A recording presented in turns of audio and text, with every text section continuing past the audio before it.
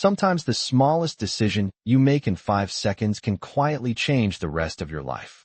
I didn't know that yet when I stepped onto the rooftop of the Hallbrook Hotel that Thursday night, balancing a silver tray of sparkling water and lime slices while pretending I belonged among people who wore watches that probably cost more than my car. My name is Claire Bennett. I was 26 years old, working a catering shift that paid $18 an hour plus tips, and my biggest worry before that moment had been whether my student loan payment would bounce on Friday. The rooftop overlooked Midtown Manhattan, 30 floors up, glass railings glowing under warm string lights, while a soft jazz trio played somewhere near the bar. The city stretched out in every direction, 1,000 windows reflecting the late summer heat still hanging in the air like a thin blanket. I remember thinking the whole scene looked like something out of a movie. Expensive suits, polished shoes, women laughing into champagne flutes. None of it had anything to do with me except the tray in my hands and the polite smile I'd practiced in the elevator mirror downstairs. I was weaving through the crowd when I heard the sentence that made my stomach drop. Make sure he never reaches the elevator.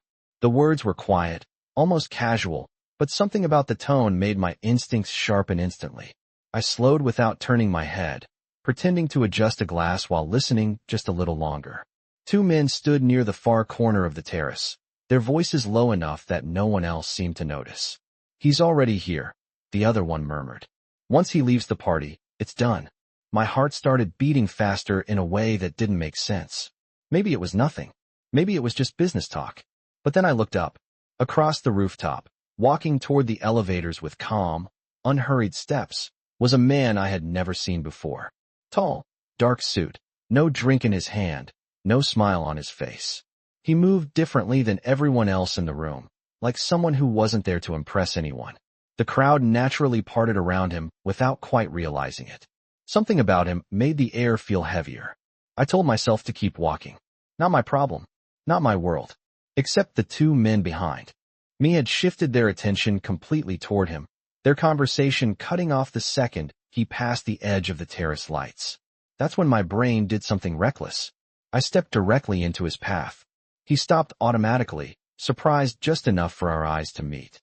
Up close, his eyes were a deep gray, steady and focused in a way that made it impossible to look away. For half a second I forgot every word I had planned to say. Then instinct took over. I grabbed the front of his tie and pulled him down toward me. The kiss wasn't romantic. It wasn't even graceful. It was quick and clumsy and completely unexpected, the kind of desperate move someone makes when there's no time left to think. I felt him stiffen in surprise, but he didn't push me away. Instead, one of his hands settled lightly at my waist, steadying me like we'd rehearsed the moment. I heard one of the men behind me mutter something confused. When I finally pulled back, my pulse was racing so loudly I could barely hear the music again. The stranger looked down at me, expression unreadable. For a moment neither of us spoke. Then he leaned slightly closer and said quietly, "Whatever you just did, don't turn around." I froze. Somewhere behind us, footsteps paused.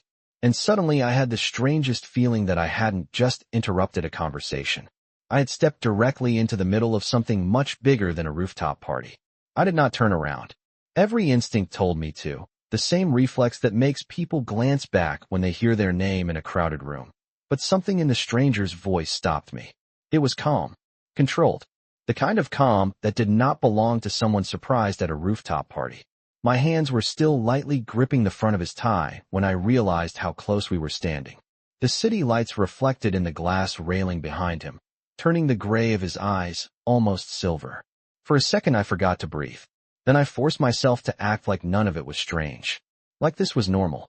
Like I had not just kissed a man I had never seen before in my life. I let out a small laugh and smoothed the front of his jacket as if we were a couple, having a private moment. "You disappeared on me," I said softly, hoping the words sounded natural to anyone listening nearby.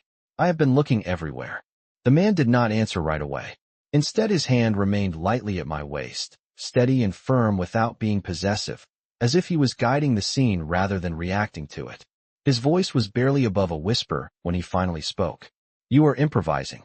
"I am trying to help you," I murmured. "Trust me for about 10 seconds. His gaze shifted slightly past my shoulder. I felt it rather than saw it. The subtle change in his focus, the awareness of someone measuring distance, and timing the way a chess player studies the board before moving a piece. Then he nodded once, almost imperceptibly. "All right," he said quietly. 10 seconds. Behind us, the music from the jazz trio drifted across the terrace again, soft piano notes blending with the hum of conversation. I could feel the tension that had filled the air only moments earlier starting to loosen. Whoever had been watching him must have been unsure now. From their perspective, we probably looked like any other couple at the party, standing close together under the string lights while the Manhattan skyline stretched behind us. I counted slowly in my head. 1, 2, 3. His hand shifted slightly, guiding me half a step to the side so that we turned naturally toward the elevator doors at the far end of the terrace. Anyone watching would assume we had simply decided to leave together. "Walk," he said under his breath. So we did. The distance to the elevators was maybe 40 feet. It felt like half a mile. My pulse thudded in my ears as we crossed the polished stone floor, weaving through clusters of guests who barely noticed us passing. I kept my hand resting lightly on his arm, playing the part even though my thoughts were racing. Who was he? Why would anyone want to stop him from reaching the elevator?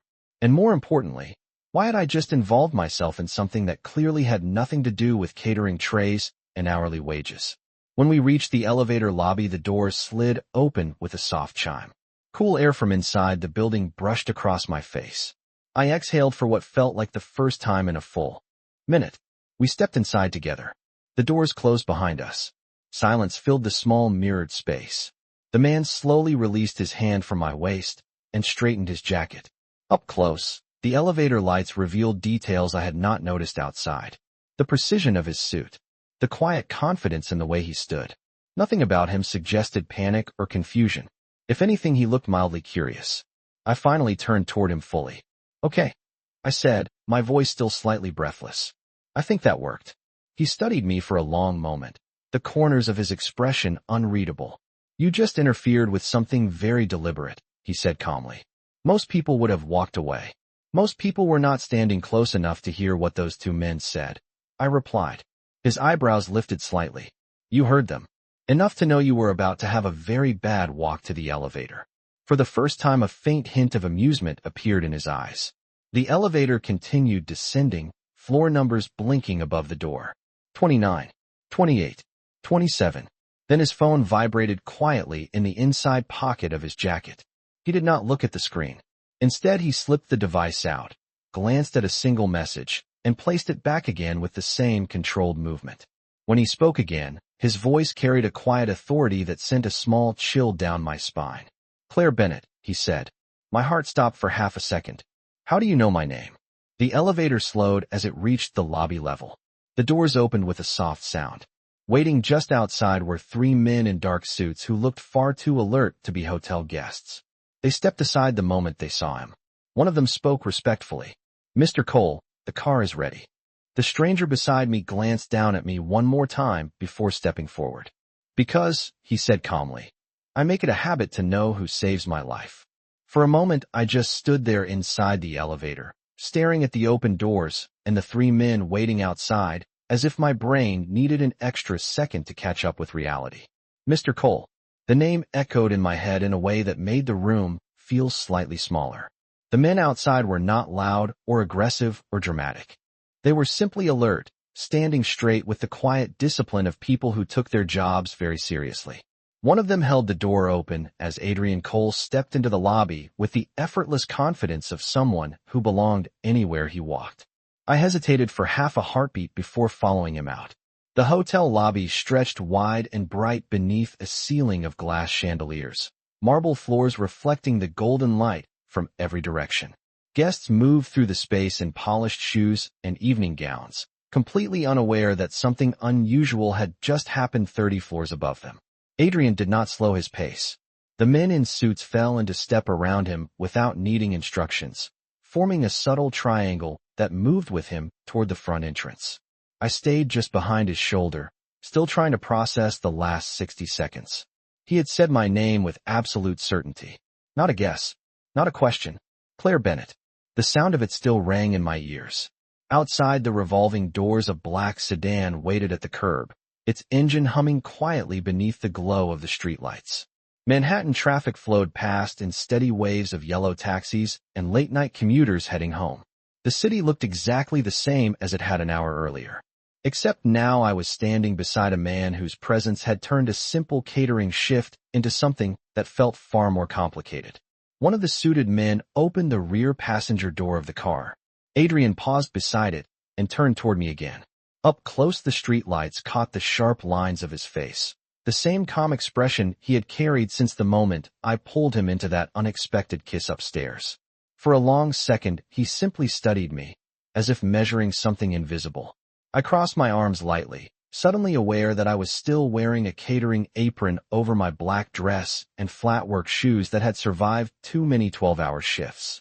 "So," I said carefully, "you know my name." He nodded once. "Yes." Should I be concerned about how? A faint hint of amusement appeared in his eyes again. Concern would be reasonable. I exhaled slowly, trying to keep my voice steady. "Okay, that is not the most comforting answer." One of the men near the front of the car spoke quietly into a small device at his collar before stepping back again. The whole scene moved with quiet efficiency, like a routine that had been repeated many times before. Adrian glanced briefly toward the street, then back to me. "You heard those men on the rooftop," he said, "which means they probably noticed you as well." The realization settled over me like a cold breeze. I had not thought that far ahead. In my mind, the problem had ended the moment the elevator doors closed. "You think they saw my face?" I said slowly. "It is possible," he replied. "And people who arrange situations like that tend to be thorough." I looked down the sidewalk toward the bright entrance of the hotel behind us. Just a few minutes ago, I had been thinking about collecting my tip envelope and catching the subway home to Queens. Now the night felt very different. Adrian watched my reaction with that same careful attention he had shown since the beginning, as if every small detail mattered. Finally, I shook my head lightly and let out a quiet laugh that sounded more nervous than amused. "You know what?" I said. "I was only trying to buy you 10 seconds. His expression softened just slightly. "You succeeded." The driver stepped out of the front seat and moved around the car, waiting patiently beside the open door. Adrian rested one hand lightly against the edge of the vehicle and looked at me once more. "Claire," he said calmly, 10 seconds can change the direction of an entire night." The city noise carried softly through the air around us, distant horns and late evening conversations drifting along the sidewalk. I realized then that I had a decision to make. Walk back into the hotel and pretend none of this had happened, or stay long enough to understand exactly who Adrian Cole really was. I met his gaze again and said the only honest thing I could think of. "Something tells me my night already changed." I stood there on the sidewalk beside the black sedan while the city continued moving around us like nothing unusual had happened. Taxis rolled past in slow streams of yellow under the streetlights. A couple laughed somewhere behind me near the hotel entrance. The night smelled faintly like warm pavement and late summer air. For everyone else, it was just another evening in Manhattan. But standing next to Adrian Cole felt like stepping slightly outside the normal rhythm of the city. He watched me with the same calm attention he had shown since the rooftop, as if he already understood that I was thinking through my options one by one. Walk away. Go back inside. Pretend this strange chain of events had never started. That had been my first instinct. Except he had said something that made that option feel less simple than it should have been. "You heard those men, which means they probably noticed you as well." I looked back toward the revolving doors of the hotel. The glass panels reflected the lobby lights and the constant flow of guests moving in and out. My shift was probably still going upstairs. Someone would eventually notice that I had disappeared from the catering staff. My manager would send a text asking where I had gone. Under normal circumstances, I would already be halfway to the subway station 2 blocks away. Except tonight did not feel normal anymore. I turned back toward Adrian. "Let me ask you something," I said slowly. "If I walk back inside right now and go home like nothing happened, what are the chances that this entire situation just disappears?" He did not answer immediately. The pause told me more than words would have. Finally, he said calmly, "I would prefer not to guess." I folded my arms loosely across my chest, more to steady myself than anything else. "That is not encouraging." One of the men near the car shifted slightly, scanning the street the way people do when they are used to noticing details others miss. Adrian noticed my glance. "My associates tend to be cautious," he explained. It is part of the job. The job of standing around very expensive cars looking serious? I asked. A faint smile touched the corner of his mouth. Something like that. The driver was still waiting patiently beside the open door, clearly used to long pauses and quiet conversations before departures. Adrian rested one hand lightly against the roof of the sedan and studied the traffic moving past us. For the first time since we met, he looked almost thoughtful. "You work upstairs," he said. It was not a question. "Catering," I replied. "Temporary job while I finish graduate school." His eyes returned to mine. "Urban planning," he added. My jaw tightened slightly. "You already knew." "That too." "Yes." I exhaled slowly and shook my head. "That is mildly unsettling, Adrian." The way I said his name made something flicker briefly in his expression, though it vanished almost immediately. "Information helps me understand the people around me," he said. "Tonight you became someone around me." The words were simple, but they carried a quiet weight that made me pause.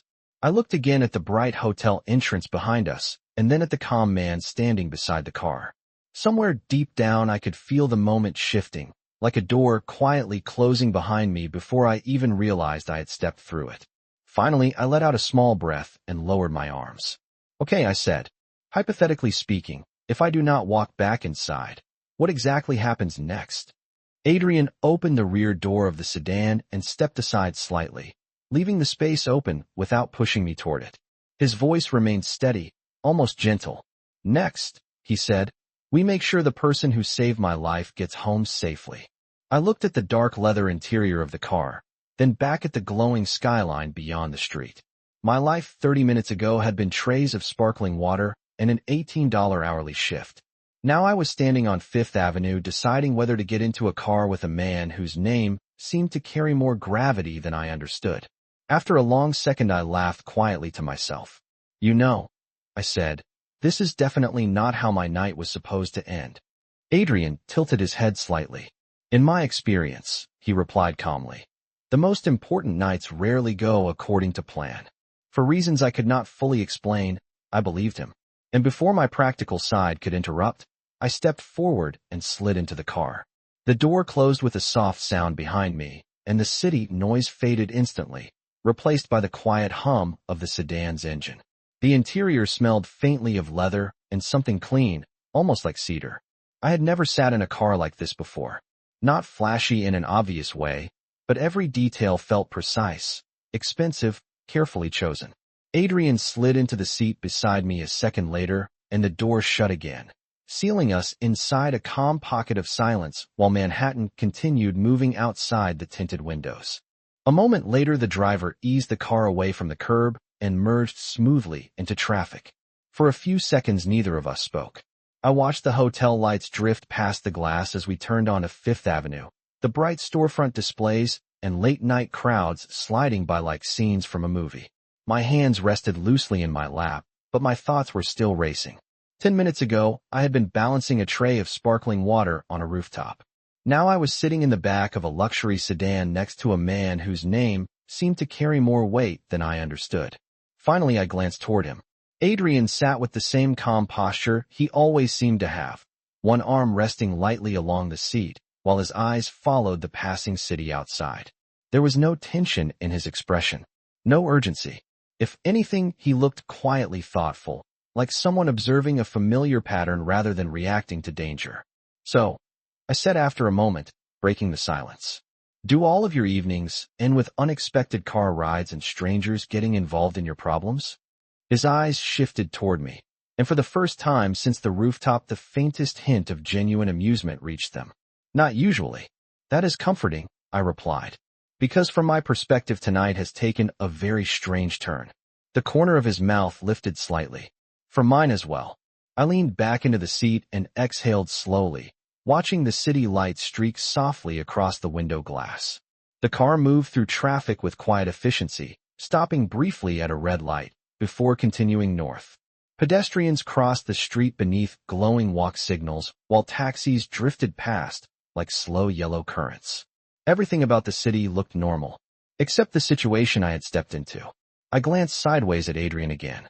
"You said earlier that you make it a habit to know who saves your life," I said. "That suggests this kind of thing happens to you more often than it should." He considered the question before answering. Certain positions come with complicated environments. That sounds like a very polite way of saying you live an unusual life. His gaze held mine for a moment. That would be accurate. I studied him quietly, noticing details that had been easy to miss earlier. The subtle confidence in the way he moved, the measured tone of his voice. Even the men in the front seat carried themselves with the quiet awareness of people who were used to watching everything around them. None of it felt accidental. And what exactly is that position? I asked. Adrian did not answer immediately. Outside the window, the skyline opened slightly as the car passed a wide intersection, the tall buildings framing a slice of deep blue night sky above the city lights. When he finally spoke, his voice remained calm, but there was a new seriousness beneath it. I run several companies, he said. Investments, logistics, real estate. That explains the car, I said lightly. But not the men on the rooftop. For the first time, he looked directly at me, without the small layer of distance he usually kept in his expression. Those men were not interested in business, he said quietly. The honesty in his tone sent a small chill along my spine, not because he sounded afraid, but because he sounded completely certain. I turned my gaze back toward the window and watched the reflections of passing headlights ripple across the glass. You know, I said slowly. When I woke up this morning, my biggest concern was finishing a research paper before midnight. Adrian's voice carried a hint of curiosity. Urban infrastructure models. I blinked and turned toward him again. You really did read my background. Yes. I shook my head softly, half amused and half unsettled. You know what the strange part is? I said. What? Despite everything that happened tonight, you still seem completely calm. Adrian looked out at the passing lights again before answering. Calm helps people see clearly. The sedan turned onto a quieter street, the traffic thinning as we moved farther from the bright rush of Midtown. I watched the buildings change from towering hotels to quiet residential blocks lined with trees and warm apartment windows glowing above the sidewalks. Then Adrian spoke again, his voice thoughtful. Claire. Yes. You acted without hesitation tonight. I shrugged lightly. Someone had to. He studied me for a moment longer before nodding once, almost to himself. Most people would not have. I smiled faintly and leaned my head back against the seat. Maybe, I said. But most people were not standing close enough to hear that conversation. The car continued gliding through the quiet Manhattan streets, and I had the strange feeling that the night was only beginning to reveal what kind of world I had stepped into. Toi with graven bnoi dung chuen thun, a with circumflex m, ton the cafe felt warm and steady in a way the rest of the night had not been. Outside the window, Manhattan moved quietly under the streetlights, cars passing in slow streams, while the soft reflection of neon signs shimmered across the pavement. Inside, the low murmur of conversation and the gentle hiss of the espresso machine filled the air. For the first time since the rooftop, the world seemed almost ordinary again. I wrapped both hands around the coffee cup, letting the warmth settle into my fingers while studying the man across the table from me. Adrian Cole did not look like someone who had narrowly avoided a dangerous situation less than an hour earlier. His posture remained relaxed, his expression thoughtful rather than tense. If anything, he seemed more focused now, like a puzzle piece had finally slid into place. I took another small sip before speaking. You said tonight might not end the way I expected, I said. That sounds like the beginning of a complicated explanation. Adrian's gaze held mine for a moment before drifting briefly toward the cafe window. It is not complicated, he said calmly, but it is something you should understand. I waited quietly. Outside, a taxi rolled past the corner while the glow from the streetlight painted moving reflections across the glass. Adrian returned his attention to me. The men you heard on the rooftop were not speaking casually, he said. They were planning something specific. I nodded slowly. That part one figured out. And when you stepped between them and me, he continued, you changed the timing of that plan. I leaned back slightly in my chair, absorbing the implication behind his words. So the unexpected kiss disrupted their schedule. Yes. Which means they probably noticed the disruption. Adrian did not rush his response. Very likely. I let out a quiet breath and glanced down at the coffee cup for a second. When I looked up again, my voice was calm, but more serious than before. So what you were saying is that my attempt to help you might have made me visible to people who were not expecting me to be there. That is correct. The honesty in his answer made the situation feel clearer instead of more frightening. Adrian did not exaggerate or soften the truth. He simply laid it out with the same calm tone he had used all night. I studied him carefully. And you brought me here because you think that matters. Adrian nodded once. Yes. I rested my elbows lightly on the table and looked around the cafe for a moment. The students near the window were still focused on their laptops. The older man at the counter had folded his newspaper and was stirring sugar into a fresh cup of tea. Life continued around us with quiet normalcy. But the ripple from the rooftop conversation had not disappeared. It had simply followed us here. I turned back toward Adrian. You know what is strange? I said slowly. Most people would probably panic after hearing that. You are not panicking. I gave a small shrug. Maybe it has not fully registered yet. The corner of his mouth lifted slightly again. Or maybe you process information differently than most people. I smiled faintly at that. Urban planning requires a lot of problem solving. Adrian leaned back slightly in his chair, studying me with the same thoughtful attention he had shown earlier in the car. That explains your decision upstairs, he said. You assessed the situation quickly. I reacted, I corrected. There was not enough time for a full assessment. Even so, he said quietly, your instincts were accurate. For a few seconds we simply sat there in the warm cafe light while the quiet rhythm of the city continued outside the window. Then I asked the question that had been forming in my mind since we arrived. Adrian, I said carefully, what exactly do you do that makes people plan conversations like the one I overheard? He did not answer right away. Instead, he lifted his coffee cup, took a slow sip, and placed it back on the table with deliberate calm. When he looked back at me, his voice carried a new weight beneath its quiet tone. I manage responsibilities that involve a great deal of influence, he said. Sometimes influence creates competition. I considered that explanation for a moment. It was measured, precise, and carefully chosen. But it also told me something important. Adrian Cole lived in a world where decisions mattered on a much larger scale than anything I had dealt with before tonight. Finally, I nodded. Slowly. All right, I said. That makes sense. Adrian watched me for a moment longer before speaking again. Claire, he said quietly, there is something else you should know. I raised an eyebrow slightly. I had a feeling there would be. He glanced briefly toward the cafe door before returning his attention to me. The people who planned that conversation expected a predictable evening, he said. Your presence changed that. I felt the weight of his words settle in the air between us. And when plans change unexpectedly, I said slowly, people tend to ask questions. Adrian met my gaze steadily. Exactly. Outside, the streetlight flickered softly as another car rolled past the corner. And in that quiet moment inside the cafe, I realized that the night had not simply changed direction. It had drawn a line between the life I knew and the one I had just stepped into. For a few seconds after Adrian said that, neither of us spoke. The quiet cafe hummed gently around us, the soft clatter of dishes and the low murmur of conversation blending with the steady rhythm of the espresso machine behind the counter. Outside the window, a city bus rolled past slowly, its interior lights glowing like a moving lantern through the dark street. I watched it disappear at the corner before turning back to Adrian. Something about the calm way he delivered difficult information made the situation feel strangely manageable. Not less serious, but clearer. I took another sip of coffee and set the cup down carefully. So if someone expected a predictable evening and it did not go according to plan, I said slowly, the next step would be figuring out why. Adrian nodded once. Yes. Which means eventually they will retrace the steps that changed the plan. Correct. I leaned back slightly in my chair and looked at the cafe window again. My reflection stared back at me in the glass, still wearing the simple black dress from the catering shift and the thin apron strings tied behind my waist. I almost laughed at the contrast. Somewhere out there were people analyzing a disrupted plan, and the variable that changed everything was a graduate student who had been carrying a tray of sparkling water 30 floors above the city. After a moment, I looked back at Adrian. Then we should probably assume they will want to know who I am. Adrian's expression remained thoughtful but calm. They might.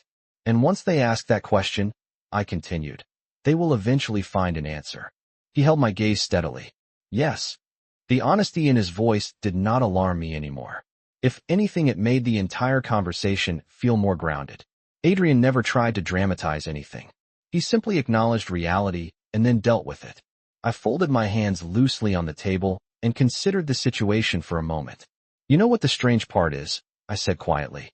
Most people in your position would probably try to convince me everything will be fine. I prefer accuracy, Adrian replied. I smiled faintly at that. I noticed. The barista passed our table carrying a tray of pastries to the display case, the warm scent of cinnamon drifting briefly through the air. Outside, two pedestrians walked past the window laughing about something I could not hear. The normal rhythm of the city felt almost comforting compared to the invisible tension Adrian had described. Finally, I looked back at him again. So what happens now? Adrian leaned slightly forward, resting his hands loosely on the table as he answered. Now we make sure you are not caught in the middle of something you did not intend to join. I raised one eyebrow. And how exactly do you plan to do that? By being cautious, he said simply. I tilted my head slightly. Cautious sounds vague. A faint hint of amusement returned to his expression. That is because details change quickly. I considered that answer for a moment. It sounded like the kind of response someone gave when they were used to adapting to situations in real time. After a few seconds, I nodded slowly. All right, I said. Then here is my honest question. Adrian waited. If I had not stepped between you and those men tonight, would we be having this conversation? His answer came without hesitation. No. I studied his face carefully, searching for any sign that he was exaggerating. But there was none. Adrian's calm certainty had been consistent since the moment we met. The truth was simple. Without that impulsive decision on the rooftop, our paths would have crossed for only a second, if at all. I glanced toward the cafe window again, watching the soft glow of streetlights along the sidewalk. It is strange how one small decision can redirect an entire evening, I said quietly. Adrian followed my gaze toward the street outside. Sometimes an evening, he replied. Sometimes much more than that. I let that thought settle for a moment. The night had started with trays and polite smiles, and a temporary job. Now I was sitting across from a man whose life clearly operated on a completely different scale of consequences. Yet the conversation did not feel chaotic. It felt deliberate, measured, like two people carefully understanding the moment they had just stepped into. After a moment, Adrian spoke again, his voice calm but more focused than before. Claire, he said, you should know something important. I turned back toward him. What is that? He held my gaze steadily. People who plan situations like the one you overheard rarely abandon their plans entirely. A quiet pause followed. They adjust them. I felt a small chill along my spine, not from fear, but from realization. Meaning, I said slowly, the situation tonight is not finished. Adrian's expression did not change. No, he said quietly. It is not. Outside the cafe window, the street remained peaceful. The same calm Manhattan block where a few people walked home beneath the streetlights without realizing that somewhere in the city a carefully arranged plan had just been forced to change direction. For a moment after Adrian said that, the quiet cafe seemed to grow even quieter. The words did not sound dramatic when he spoke them. They sounded simple, matter of fact, but the meaning behind them settled slowly in the space between us like the final piece of a puzzle sliding into place. Outside the window, the streetlight flickered softly as another car rolled through the intersection, its headlights gliding across the pavement before disappearing into the night. The city looked exactly the same as it had all evening. Calm, ordinary, unaware. I wrapped my hands around the warm coffee cup again, letting the heat steady my thoughts while I considered everything that had happened since the rooftop. A few hours earlier, I had been worrying about finishing a graduate research paper and catching the late subway home. Now I was sitting across from a man whose life clearly operated on a completely different set of rules. I looked up at Adrian. So the plan changed, I said slowly. But it did not disappear. Adrian nodded once. Correct. I studied his expression carefully. There was no fear in it, no frustration, just the calm focus of someone who had already moved to the next step before anyone else in the room realized there was one. I leaned back slightly in my chair and glanced toward the window again. A pedestrian crossed the street with a small dog on a leash. Somewhere farther down the block, someone laughed loudly at something their friend had said. The normal life of the city continued around us without interruption. It felt strange to know that somewhere beneath that normal rhythm, a different kind of calculation had begun. I turned back toward Adrian.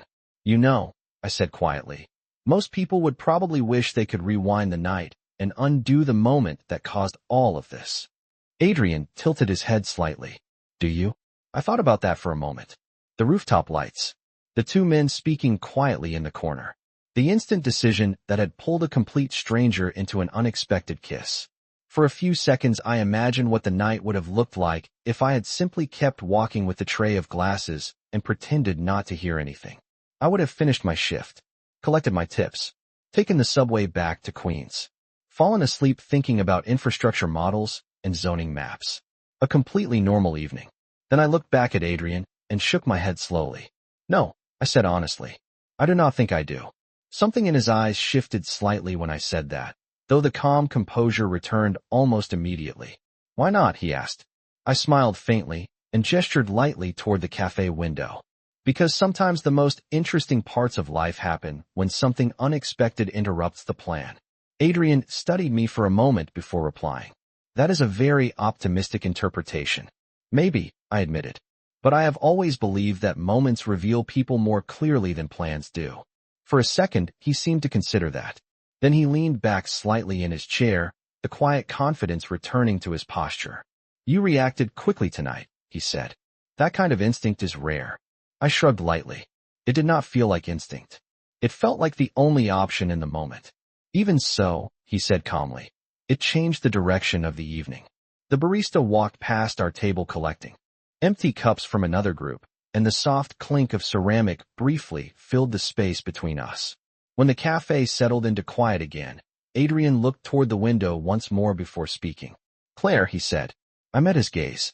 Yes. There is something important you should understand before you leave tonight. I waited. His voice remained calm, but the words carried more weight than anything he had said before. The world I live in rarely intersects with lives like yours. I tilted my head slightly. And tonight it did. Yes. I considered that for a moment. Accidentally. Adrian held my gaze steadily. Perhaps. I smiled faintly at that answer. Outside the cafe window, the street lights cast long reflections across the pavement, while the quiet Manhattan block continued its ordinary rhythm. Finally, I finished the last sip of coffee and placed the cup back on the table. So, I said lightly, what happens now? Adrian stood slowly from his chair and placed a few bills on the table for the barista before looking back at me. Now, he said calmly, I make sure you return home safely. I rose from the chair as well, slipping my hands into the pockets of my coat while we walked toward the cafe door together. The bell chimed softly when we stepped back out onto the sidewalk. The night air felt cooler now, the street almost empty compared to earlier. Adrian paused beside the black sedan waiting at the curb and looked at me for a long moment. The calm expression on his face had not changed, but the quiet intensity behind his eyes had grown stronger. Claire, he said, you kissed a stranger tonight. I nodded slightly. Yes. The faintest hint of a smile appeared at the corner of his mouth. The only unusual part, he added quietly, is that you chose the wrong stranger. For a second I thought he might mean that as a warning. But the tone in his voice held something else entirely. Something thoughtful. Something almost certain. The city lights reflected in the car window beside us as I met his gaze again. And in that moment I realized that the night had not simply changed direction. It had quietly connected two lives that had never been meant to cross paths at all.